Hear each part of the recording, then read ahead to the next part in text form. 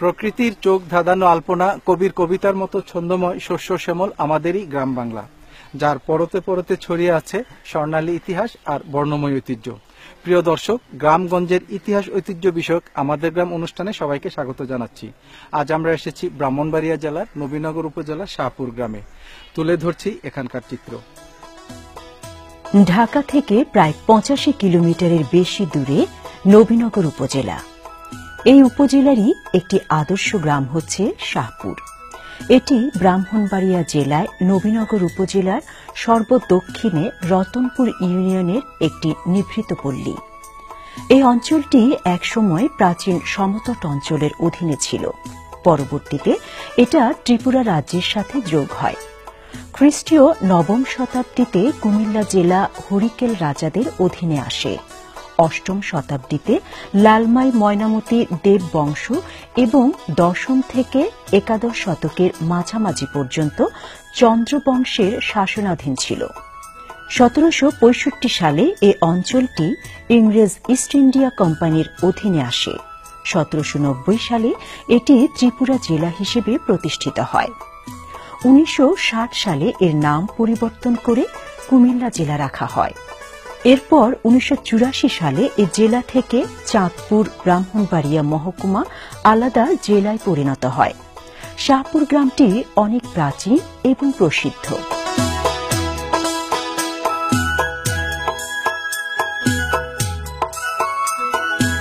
এই এলাকাটি সমতল এবং কিছুটা ভাটি অঞ্চল হওয়ার কারণে বছরে অন্তত 6 মাস ফসলের মাঠ 8 থেকে 10 ফুট পানির নিচে তলিয়ে থাকত।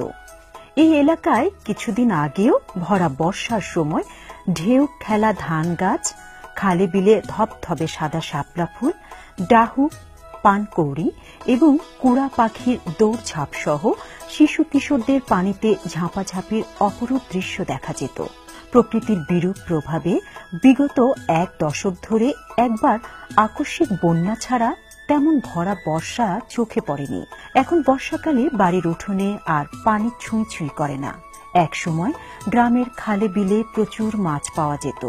বর্ষাকালে নৌকায় করে এ বাড়ি ও বাড়িতে যেভাবে যাতায়াত হতো, আড্ডা গল্পে বেলা বয়ে যেত। এছাড়া প্রায় বর্ষাতেই জারি গান, পুঁথিপাঠ, বেহুলা লক্ষিন্দরের গল্প হতো। এখন সেই দিনগুলো শুধুই অতীত।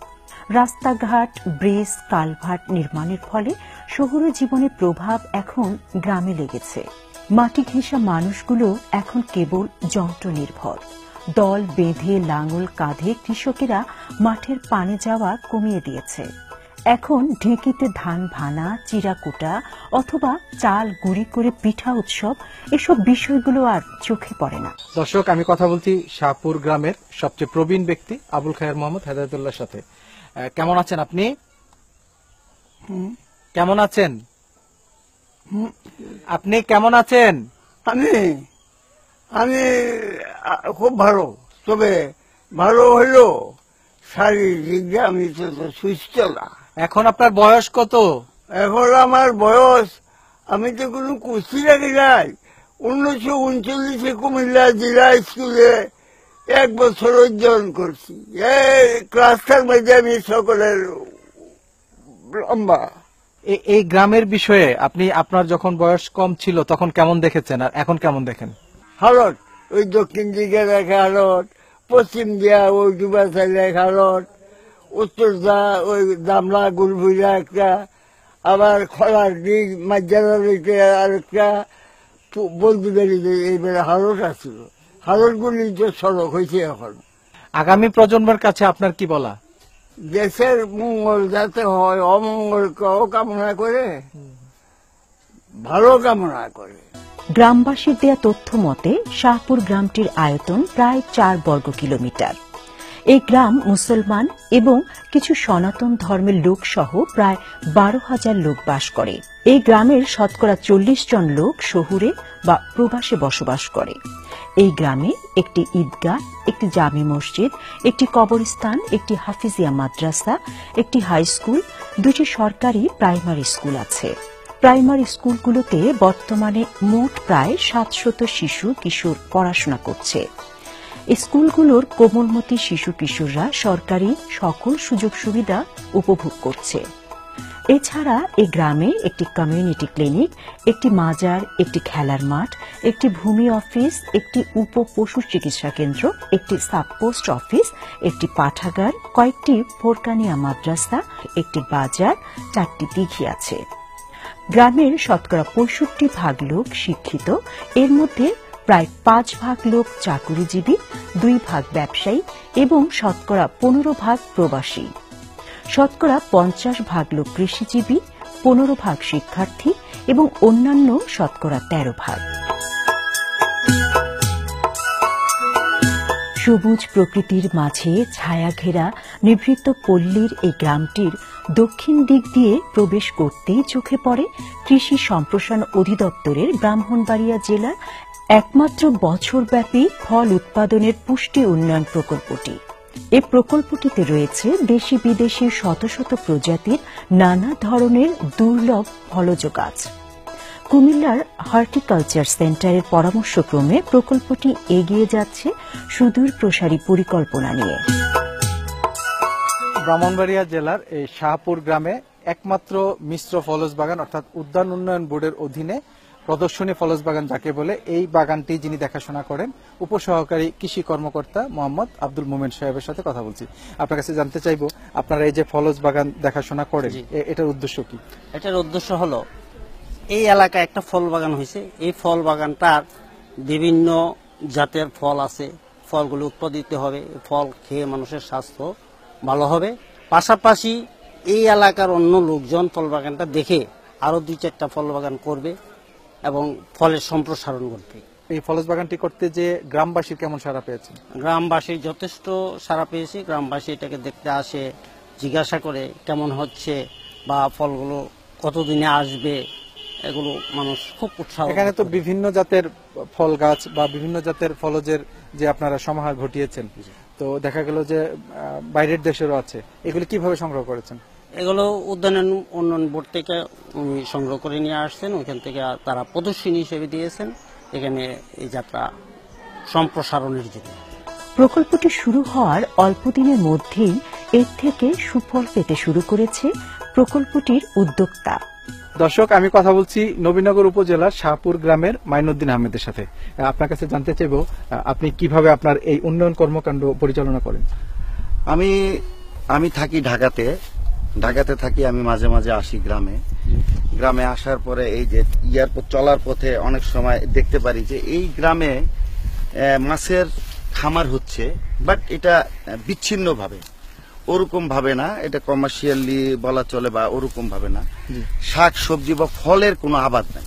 তা আমার মাথার ভিতরে একটা ধারণা আসলো, যেহেতু গ্রামে আসলে অনেকে তো অনেক জায়গায় ভাড়া করা গার্ডেনে যায়, গিয়ে এগুলা এই জায়গায় তার বিনোদন করে। তা আমি চিন্তা করলাম আমার এখানে জায়গা আছে, আমি এখানে একটা বিনোদনের জায়গা করি, প্লাস গ্রামের মানুষের জন্য এই যে এগ্রিকালচার সাইডে যেন মানুষের জন্য চোখ পড়ে বা আগ্রহটা যেন পড়ে। সেই উদ্যোগ নিয়ে আমি 2015 সালে আমার এই যে জায়গাটা দেখতেছেন, এই জায়গাটা এই সাইডে বাড়ি আছে, এই জায়গাটা মাঝখানের মধ্যে পড়ে গেছিল। এইখানে আমি 2টা পুকুর করার সিদ্ধান্ত নিই প্রাথমিকভাবে।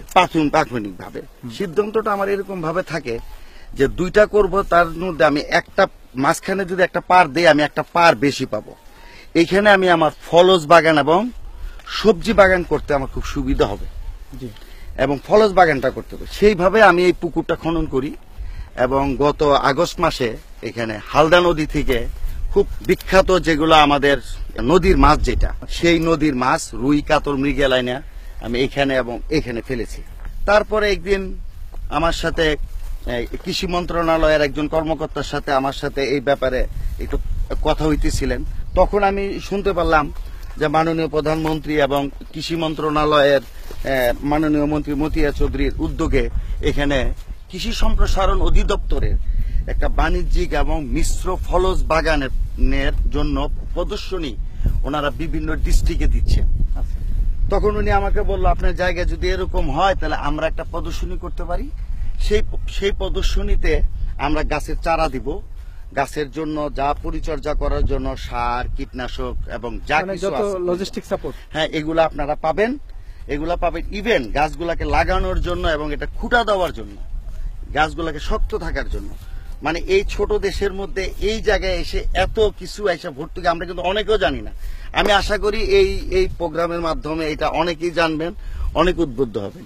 এই যে এইখানে যে নারকেল গাছটা, এটা সেই সুদূর ভিয়েতনাম থেকে মাননীয় কৃষিমন্ত্রী মতিয়া চৌধুরী, উনি ওনার অনেক পর চেষ্টার পরে উনি এই জাতটাকে নিয়ে আসছে।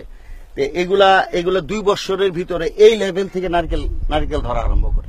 মানে প্রচুর পরিমাণ নারকেল, প্রচুর নারকেল হয় বছরে প্রায় 260টার মতো, 260 থেকে 280টা হয় নারকেল। এই যে একটা লিচু আছে আমরা সবাই জানি, এটার নাম হলো বেদানা লিচু। বেদানা এটা এত বড় হয়, সিড বললে নাই, বিচি যেটাকে বলি, ভিতরের বিচি অনেক ছোট থাকে, একদম ছোট। এটাকে আমরা মানে অনেকে আমরা এটাকে বলি সিডলেস, বিচি ছাড়া, যে বিচিটা এতই ছোট, বিচিবিহীন। হ্যাঁ বিচিবিহীন। এইখানে যারা এই যে যুবক যারা আসে, প্রত্যেকেই কিন্তু তাদের ভিতরে আশা আছে এরকম একটা কিছু করার জন্য, এরকম এইভাবে কিভাবে করা যায়, কোত্থেকে আমি কিভাবে এখানে সহযোগিতা পাইলাম, আমি মাছ কিভাবে কালেকশন করলাম, হ্যাঁ তারপরে কোন গাছে কোন সার দিবে, কিভাবে কি করবে, এগুলার জন্য। তারপরে আমার তো শুধু ফলের বাগান না, এখানে আমার আছে সবজি বাগান। সবজি বাগানের ভিতরে আছে লাউ আছে, চাল কুমড় আছে, মিষ্টি কুমড় আছে। মানে সবজি আমরা যে জিনিসটা জানতে চাই, অর্থাৎ আপনাকে দেখে অন্যরা উদ্বুদ্ধ হবে, এটা আপনি কতটুকু আশা করেন? এই প্রকল্প বা এমন একটি উদ্যোগের কারণে ইতিমধ্যে এলাকার মানুষের মধ্যে ব্যাপক উৎসাহ লক্ষ্য করা যাচ্ছে। আমি কথা বলছি শাহপুর গ্রামের একজন যুবকের সাথে। আপনি আপনার গ্রামে যে একটি ফলজ প্রজেক্ট হচ্ছে, এটা তো আপনি দেখাশোনা করেন, জি। আপনার কি চিন্তা? আমি এই প্রজেক্ট থেকে আমি অনেক ধরনের আমার অভিজ্ঞতা বাড়ছে। আমি লেখাপড়া করতেছি, বিএ সেকেন্ড ইয়ারে আছি বর্তমানে। আমি এই প্রজেক্ট থেকে অভিজ্ঞতা নিয়ে আমার ভবিষ্যৎ চিন্তা ভাবনা, আমি এমন একটা প্রজেক্ট করব। এবং শাহপুর গ্রামে আমার মতো অনেক হাজার যুবক রয়েছে, তারা আমাদের প্রতি যে একটা প্রজেক্ট রয়েছে মাইনুদ্দিন আহমেদ খোকন স্যারের প্রতি আমার অনেক আগ্রহ। আমাদের গ্রামে আমার মতো আরো অনেক যুবক রয়েছে, বিশেষ করে আমার এই প্রজেক্টের প্রতি অনেক আগ্রহ। এই কারণে আমি এই প্রজেক্টটা খুব আমার মনের মতো করে আমি দেখাশোনা করতেছি। শাহপুর জয়দুন্নেসা উচ্চ বিদ্যালয়, এটি প্রথম 60-এর দশকে পূর্বপাড়া প্রাথমিক বিদ্যালয়ের দক্ষিণ পাশের টিনের ঘরে যাত্রা শুরু করে। এরপর গ্রামের দক্ষিণ পাড়ায় জুনিয়র হাই স্কুল হিসেবে স্থানান্তর করা হয়। পরবর্তীতে হাই স্কুল হিসেবে দক্ষিণ পাড়ায় প্রয়োজনীয় জমির ব্যবস্থা না থাকায় গ্রামের পশ্চিম দিকে জনাব আব্দুর রহিম মেম্বার তার মায়ের নামে স্কুল করার শর্তে প্রয়োজনীয় জমি দান করেন। এরপর সেখানে 1972 সালে পরিপূর্ণ হাই স্কুল হিসেবে মনোরম পরিবেশে স্কুলটি প্রতিষ্ঠা পায়।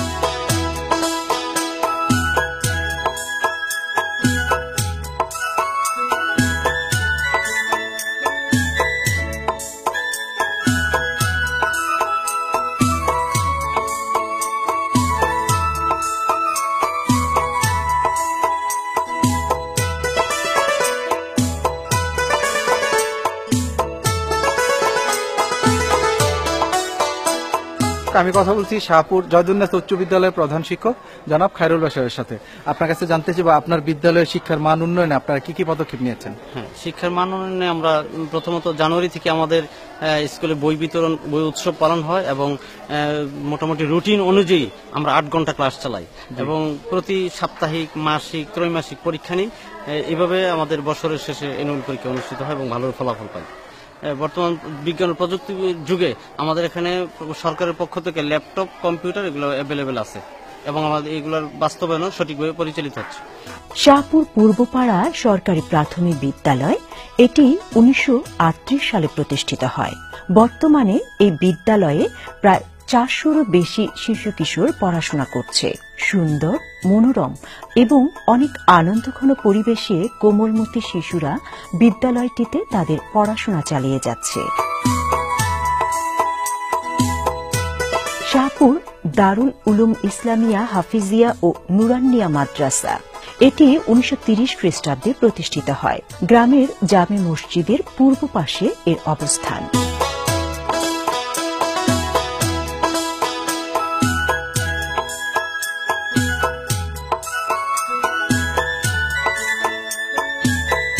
এই গ্রামে একটি দাতব্য চিকিৎসালয় রয়েছে। এটি ফয়জুল্লাহ লতিফা খাতুন ওয়েলফেয়ার ট্রাস্টের মাধ্যমে পরিচালিত হয়। এই ট্রাস্ট গঠন করেন শাহপুর গ্রামের কৃতি সন্তান গণপ্রজাতন্ত্রী বাংলাদেশ সরকারের সাবেক সচিব এম আহসানুল্লাহ। রতনপুর ইউনিয়ন পরিষদ ভবন, এটিও এ গ্রামে অবস্থিত। 2007 সালে আধুনিক নকশা নির্মিত এই ভবনটিতে ইউনিয়ন পরিষদের চেয়ারম্যান তার আনুষঙ্গিক কর্মকাণ্ড পরিচালনা করছেন। শাহপুর জামে মসজিদ এই এলাকার সবচেয়ে প্রাচীন মসজিদ। এই মসজিদটি ইরান থেকে ধর্মপ্রচারে আগত শেখ খোশাল মাহমুদের ছেলে শেখ শাহাবুদ্দিন 1199 হিজরিতে প্রতিষ্ঠা করেন। 250 বছর পুরাতন এই মসজিদটিতে প্রথমে এক গম্বুজ, পরবর্তীতে প্রায় 100 বছর পূর্বে গ্রামবাসীর সহযোগিতায় এই মসজিদটি বর্ধিত করে 5 গম্বুজে রূপান্তর করা হয়। এরপর বারান্দা সহ আরও 2টি বার বর্ধিত করা হয়। পারস্য নকশার আদলে মসজিদটি নির্মিত হয়। এর ভেতরের কারুকাজ খুবই আকর্ষণীয়।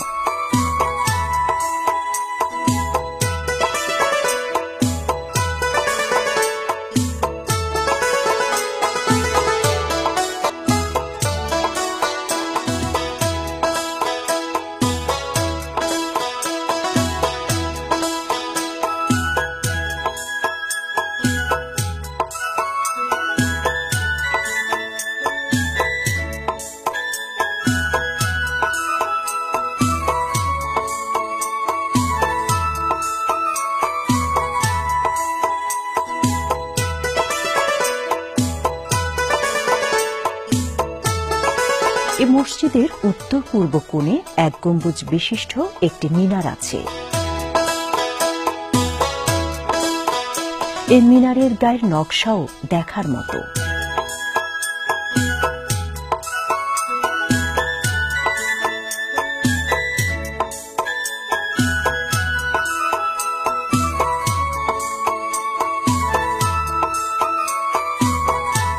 এই মসজিদটিতে গ্রামের প্রায় সকল মানুষ জুম্মার নামাজ আদায় করেন।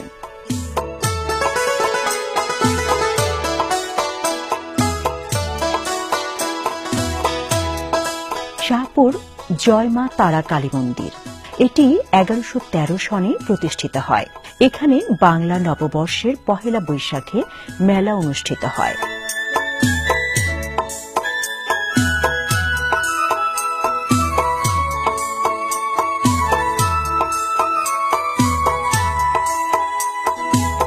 গ্রামীণ জীবনের জীবনযাত্রার ধারাবাহিকতা কিন্তু হাজার বছরের হলেও শত শত বছর ধরে প্রায় একই রকম ছিল।